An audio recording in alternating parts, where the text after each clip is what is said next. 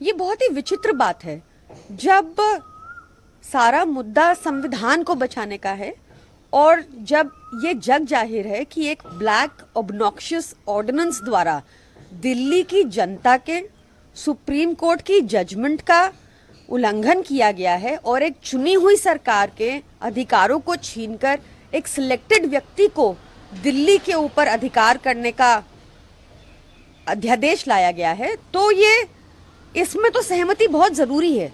अगर इतने इम्पोर्टेंट विषय पर अगर कॉन्स्टिट्यूशन की वायलेशन पर ही सहमति नहीं हो पाती तो आगे क्या ही सहमति बनेगी। और बहुत ही आसान था, एक रेजोल्यूशन पास कर देते मीटिंग के तहत ही कि 11 विपक्षी पार्टियों की जगह 12 की 12 इस ब्लैक ऑर्डिनेंस का विरोध करती हैं और अगले मुद्दों पर चर्चा हो सकती थी, पर ऐसा हुआ नहीं।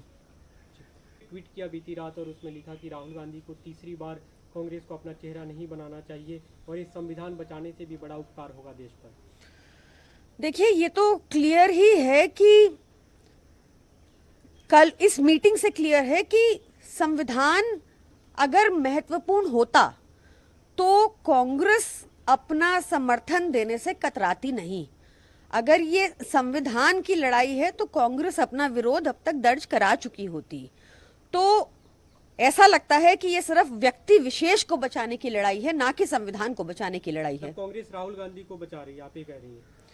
लगता तो ऐसा ही है, नहीं तो कोई वजह ही नहीं है। जो एक ब्लैक ऑर्डिनेंस जिस पर सब विपक्षी दलों ने समर्थन दिया, उस पर कांग्रेस की चुप्पी संदेहजनक तो है ही।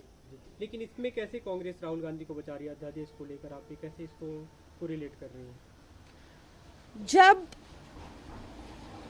अभी हमने बीते समय में देखा कि कर्नाटक में जब चुनाव हुआ तो आम आदमी पार्टी की ही प्रॉमिसेस उठाए गए कांग्रेस द्वारा, तो हमने देखा कि गारंटी शब्द तक को कांग्रेस ने उठाया।